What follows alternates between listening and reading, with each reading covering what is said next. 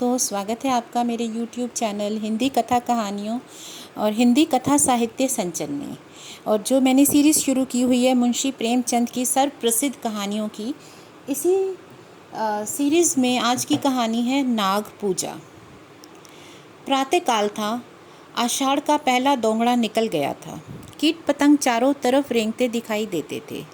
तिलोत्मा ने वाटिका की ओर देखा तो वृक्ष और पौधे ऐसे निखर गए थे जैसे साबुन से मैंने कपड़े निखार दिए हों। उन पर एक विचित्र आध्यात्मिक शोभा छाई हुई थी, मानो योगी वीर आनंद में मग्न पड़े हों। चिड़ियों में असाधारण चंचलता थी, डाल डाल पात पात चहकती फिरती थी। तिलोत्मा बाग में निकल आई।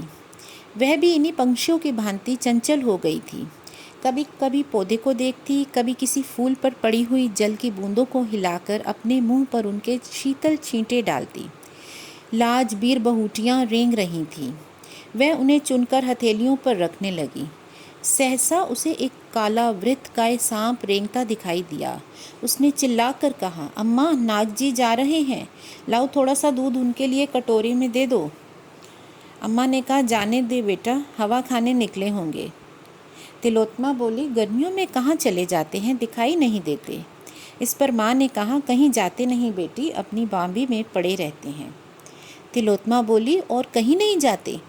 तो माँ ने कहा, बेटी हमारे देवता हैं, और कहीं क्यों जाएंगे? तुम्हारे जन्म के साल से ये बराबर यहीं दिखाई देते हैं, किसी से नहीं बोलते। बच्चा पास से निकल जाए पर जरा भी नहीं ताकते। आज तक कोई चूहिया भी नहीं पकड़ी। तो तिलोत्मा ने कहा, तो खाते क्या होंगे? इस पर माँ ने उत्तर दिया, बेटी यह लोग हवा पर रहते हैं, इसी से इनकी आत्मा दिव्य हो जाती है। अपने पूर्व जन्म की बातें इन्हें याद रहती हैं, आने वाली बातों को भी जानते हैं। कोई बड़ा योगी जब अहंकार करने लगता है तो उसे दंड स्वरूप इस योनि में जन्म लेना पड़ता है। जब तक प्रायश्चित पूरा नहीं होता तब तक वह इस योनि में रहता है। कोई कोई तो 100-100, 200-200 वर्ष तक जीते रहते हैं। इस पर तिलोत्मा बोली, इसकी पूजा ना करो तो क्या करें? तो माँ बोली, बेटी कैसे बच्चों की सी बातें करती हो? नाराज हो जाएं तो सिर पर ना जाने क्या विपत्ति आ जाए। तेरे जन्म के साल पहले पहले दिखाई दिए थे, तब से साल में 10-5 बार अवश्य दर्शन दे जाते हैं। इनका ऐसा प्रभाव है कि आज तक किसी के सिर में दर्द तक नहीं हुआ। इसी तरह कई वर्ष बीत गए। तिलोत्मा बालिका से युवती हुई। विवाह का शुभ अवसर आ गया। बारात आई, विवाह हुआ। तिलोत्मा के पति गृह जाने का मुहूर्त आ पहुंचा। नई वधू का श्रृंगार हो रहा था। भीतर बाहर हलचल मची हुई थी। ऐसा जान पड़ता था भगदड़ पड़ी हो। तिलोत्मा के हृदय में वियोग दुख की तरंगें उठ रही थीं। वह एकांत में बैठकर रोना चाहती थी। आज माता पिता, भाई बंद, सखियां सहेलियां सब छूट जाएंगी। अब मालूम नहीं कब मिलने का संयोग हो। ना जाने अब कैसे आदमियों से पाला पड़ेगा। ना जाने उनका स्वभाव कैसा होगा। ना जाने कैसा बर्ताव करेंगे। अम्मा की आंखें एक क्षण बिना थमेंगी। मैं एक दिन के लिए कहीं चली जाती थी तो वे रो रो कर व्यथित हो जाती थी।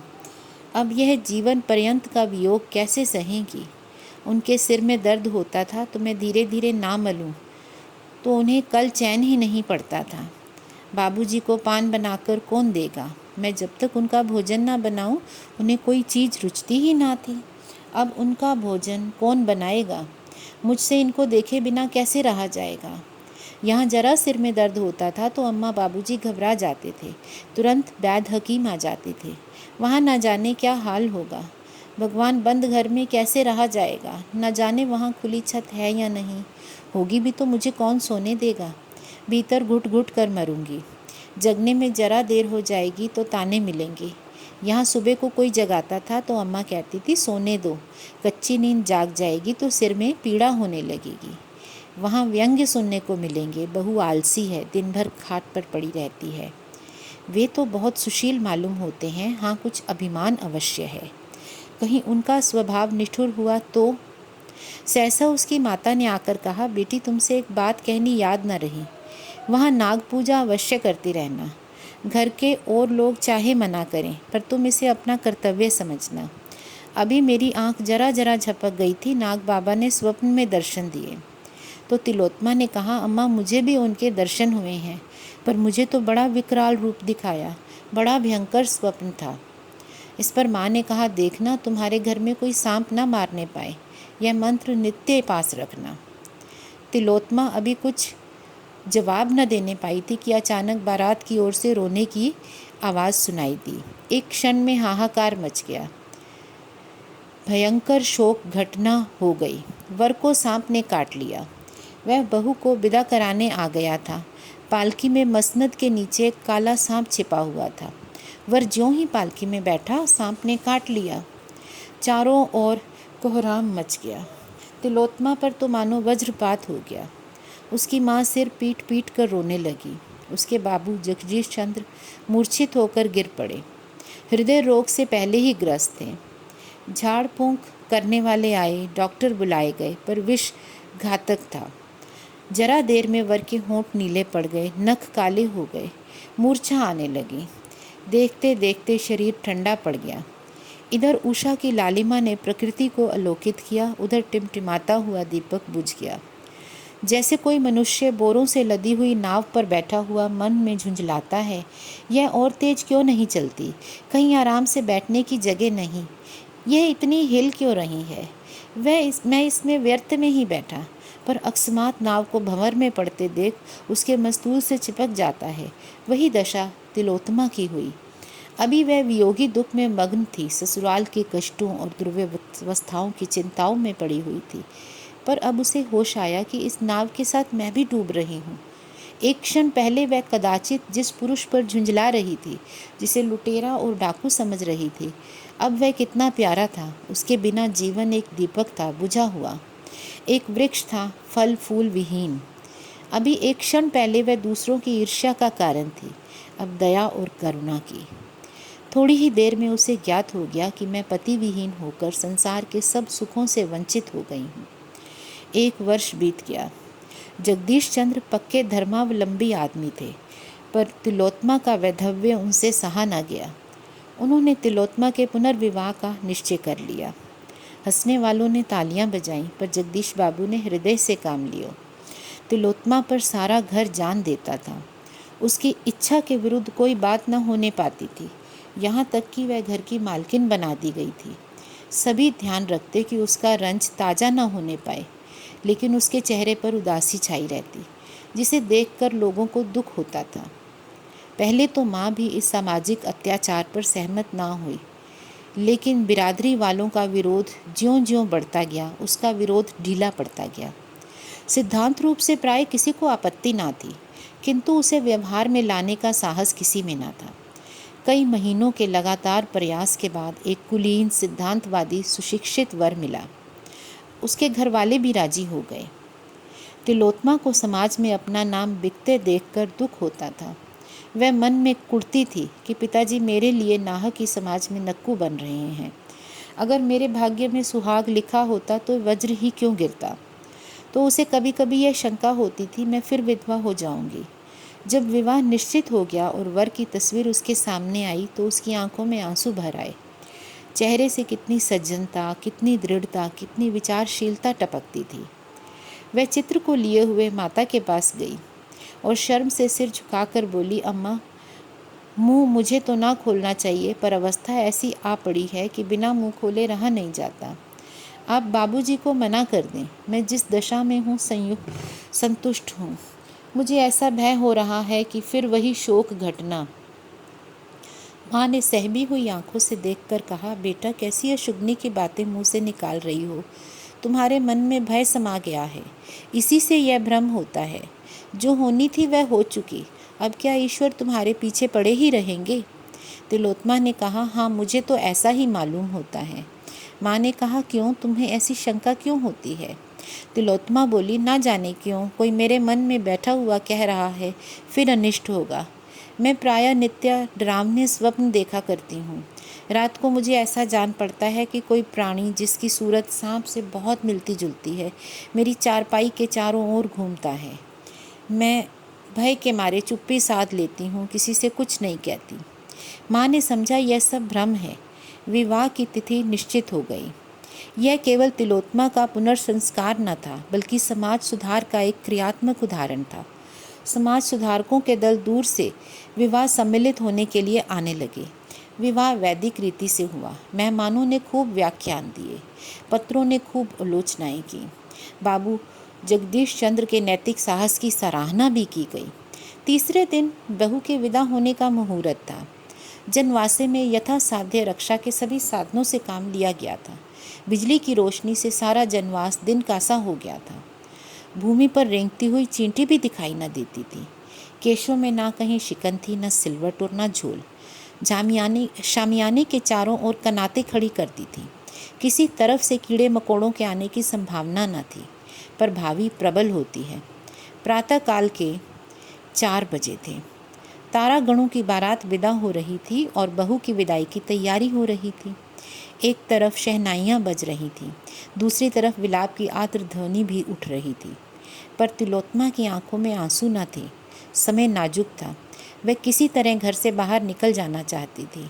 उसके सिर पर तलवार लटक रही थी। रोने और सहेलियों से गले मिलने में उसे कोई आनंद न था। जिस प्राणी का फोड़ा चिलक रहा हो, उसे जर्राह का घर बाग में सैर करने से ज़्यादा अच्छा लगे तो क्या आश्चर्य है। वर को लोगों ने जगाया, बाजा बजने लगा। वह पालकी में बैठने को चला कि वधू को विदा कर लाए, पर जूते में पैर डाला ही था कि चीख मारकर पैर खींच लिया। मालूम हुआ पाँव चिंगारियों पर पड़ गया। देखा तो एक काला सांप जूते में से रेंगता हुआ जाता था। देखते देखते गायब हो गया। वर ने एक सर्द आह भरी और बैठ गया। आंखों में अंधेरा छा गया। एक क्षण में सारे जनवासे में खबर फैल गई। लोग दौड़ पड़े। औषधियाँ पहले ही रख ली गई थी। सांप का मंत्र जानने वाले कई आदमी बुला लिए गए थे। सभी ने दवाइयाँ दी। झाड़ फूंक शुरू हुई। औषधियाँ भी दी गईं, पर काल के आगे किसी का वश न चला। शायद मौत सांप का वेश धर कर आई थी। तिलोत्मा ने सुना तो सिर पीट लिया। वह विकुल होकर जनवासे की ओर दौड़ी। चादर ओढ़ने की भी सुध न रही। वह अपने पति के चरणों को माथे से लगाकर अपना जन्म सफल करना चाहती थी। घर की स्त्रियों ने रोका। माता भी रोक रोक कर समझाने लगी, लेकिन बाबू जगदीश चंद्र ने कहा, कोई हर्ज नहीं, जाने दो, पति का दर्शन तो कर ले, वह अभिलाषा क्यों रह जाए। उसी शोकान्वित दशा में तिलोत्मा जनवासे में पहुंची, पर वहां उसकी तस्कीन के लिए मरने वाले की उल्टी सांसें थी। उन अधखुले नेत्रों में असह्य आत्मवेदना और दारुण नैराश्य। इस अद्भुत घटना का समाचार दूर दूर तक फैल गया। जड़वादों गण चकित थे। यह क्या माजरा है।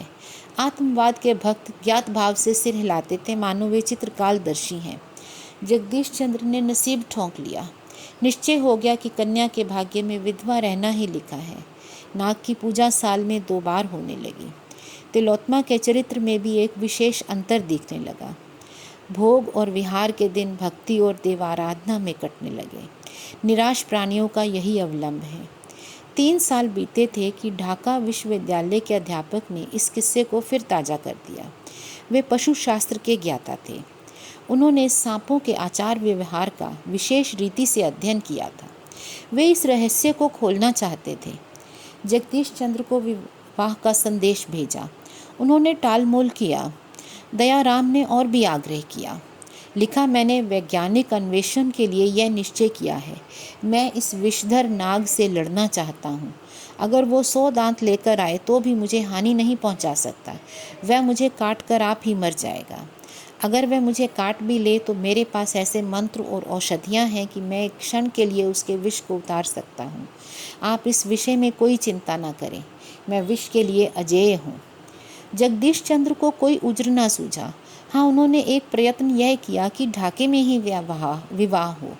अतएव वे अपने कुटुंबियों को साथ में लेकर विवाह से 1 सप्ताह पहले चले गए। चलते समय अपने संदूक, बिस्तर आदि खूब देखभाल कर रखे कि सांप कहीं उनमें छिपकर ना बैठा जाए। शुभ लगन में विवाह संस्कार हो गया। तिलोत्मा विकल हो रही थी। मुंह पर एक रंग आता था, एक रंग जाता था, पर संस्कार में कोई विघ्न बाधा ना पड़ी। तिलोत्मा रो धोकर ससुराल गई। जगदीश चंद्र घर लौट आए, पर ऐसे चिंतित थे जैसे कोई आदमी सराय में खुला हुआ संदूक छोड़कर बाहर चला जाए। तिलोत्मा के स्वभाव में अब एक विचित्र रूपांतर हुआ। वह औरों से हंसती बोलती, आराम से खाती पीती, सैर करने जाती थिएटरों और अन्य सामाजिक सम्मेलनों में भी शरीक होती। इन अवसरों पर प्रोफेसर दयाराम से भी बड़े प्रेम का व्यवहार करती, उनके आराम का बहुत ध्यान रखती, कोई काम उनकी इच्छा के विरुद्ध न करती। कोई अजनबी आदमी उसे देखकर कह सकता था, गृहिणी हो तो ऐसी हो। दूसरों की दृष्टि में इस दंपत्ति का जीवन आदर्श था, किंतु आंतरिक दशा कुछ और ही थी। उनके साथ शयनागार में जाते ही उसका मुख विकृत हो जाता, भौहें तन जाती, माथे पर बल पड़ जाते, शरीर अग्नि की भांति जलने लगता, पलकें खुली रह जाती, नेत्रों से ज्वाला से निकलने लगती, उससे झुलसती हुई लपटें निकलती, मुख पर कालिमा छा जाती। यद्यपि स्वरूप में कोई विशेष अंतर ना दिखाई देता, पर ना जाने क्यों भ्रम होने लगता यह कोई नागिन है। कभी कभी तो फुंकारने भी लगती। इस स्थिति में दयाराम को उनके समीप जाने और उनसे कुछ बोलने की हिम्मत ना पड़ती। वे उसके रूप लावण्य पर मुग्ध थे, किंतु इस अवस्था में उन्हें उससे घृणा होती। उसे इसी उन्माद के आवेग में छोड़कर बाहर निकल जाते। डॉक्टरों से सलाह ली, स्वयं इस विषय पर कितनी ही किताबों का अध्ययन किया, पर रहस्य कुछ समझ में ना आया। उन्हें भौतिक विज्ञान में अपनी अल्पज्ञता स्वीकार करनी पड़ी। अब उन्हें अपना जीवन असह्य जान पड़ता, अपने दुस्साहस पर पछताते। नाहक इस विपत्ति में जान बसाई। उन्हें शंका होने लगी कि अवश्य कोई प्रेत लीला है। मिथ्यावादी न थे, पर जहाँ बुद्धि और तर्क का कुछ वश नहीं चलता, वहाँ मनुष्य विवश होकर मिथ्यावादी हो जाता है। शनै शनै उनकी यह हालत हो गई कि सदैव तिलोत्मा से सशंक रहते। उसका उन्माद, विकृत मुखाकृति उनके ध्यान से ना उतरते। डर लगता था कहीं यह मुझे मार ना डाले, ना जाने कब उन्माद का आवेश हो। यह चिंता हृदय को व्यथित कर जाती। हिप्नोटिज्म, विद्युत शक्ति और कई नए आरोग्य विधानों की परीक्षा की गई। उन्हें हिप्नोटिज्म पर बहुत भरोसा था, लेकिन जब यह योग भी निष्फल हो गया तो वह निराश हो गए। एक दिन प्रोफेसर दयाराम किसी वैज्ञानिक सम्मेलन में गए हुए थे। लौटे तो 12 बज गए। वर्षा के दिन थे, नौकर चाकर सो रहे थे। वे तिलोत्मा के शयन गृह में यह पूछने गए कि मेरा भोजन कहाँ रखा है। अंदर कदम रखा ही था कि तिलोत्मा के सिरहाने की ओर उन्हें एक अति भीमकाय काला सांप बैठा हुआ दिखाई दिया। प्रोफेसर साहब चुपके से लौट आए और अपने कमरे में जाकर किसी औषधि की एक खुराक पी, पिस्तौल तथा सांगा लेकर वह तिलोत्मा के कमरे में पहुँचे। विश्वास हो गया कि यही मेरा पुराना शत्रु है। इतने दिनों में टोह लगाता हुआ यहाँ आ पहुँचा, पर इसे तिलोत्मा से इतना क्यों स्नेह है? उसके सिरहाने यूँ बैठा हुआ है मानो कोई रस्सी का टुकड़ा हो। यह कोई रहस्य है। उन्होंने सांपों के विषय में कई अद्भुत कथाएं पढ़ी और सुनी थीं, पर ऐसी कुतूहलजनक घटना का उल्लेख कहीं ना देखा था। वे इस भांति सशस्त्र होकर फिर कमरे में पहुँचे तो सांप का कहीं पता ना था। हाँ, तिलोत्मा के सिर पर भूत सवार हो गया था। वह बैठी हुई आग्नेय नेत्रों के द्वार की ओर देख रही थी। उसके नयनों से ज्वाला निकल रही थी, जिसकी आँच 2 गज तक लगती। इस वक्त उसका उन्माद अतिशय प्रचंड था। दयाराम को देखते ही बिजली की तरह उन पर टूट पड़ी और हाथों से आघात करने की बजाय उन्हें दांतों से काटने की चेष्टा करने लगी।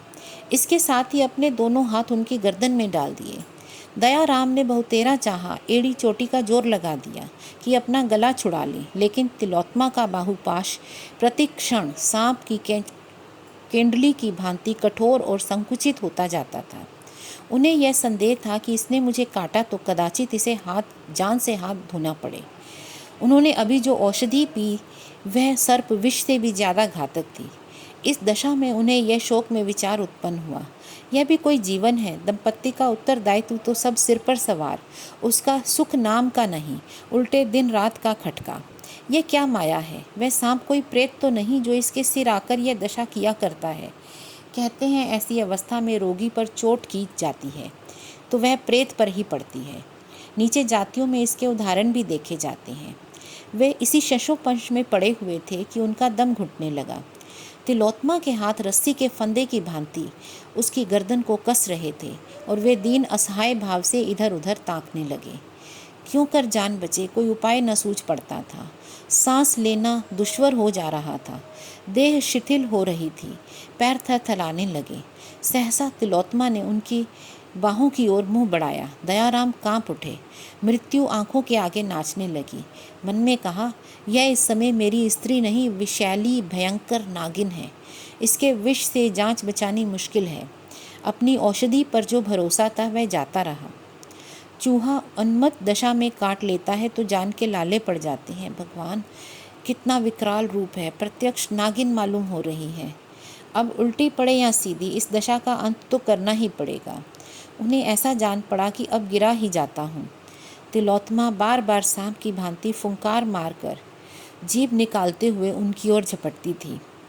एकाएक वह बड़े कर्कश स्वर में बोली, मूर्ख, तेरा इतना साहस कि तू इस सुंदरी से प्रेम लिंगन करे। यह कहकर वह बड़े वेग से काटने को दौड़ी। दयाराम का धैर्य जाता रहा। उन्होंने दाहिना हाथ सीधा किया और तिलोत्तमा की छाती पर पिस्तौल चला दिया।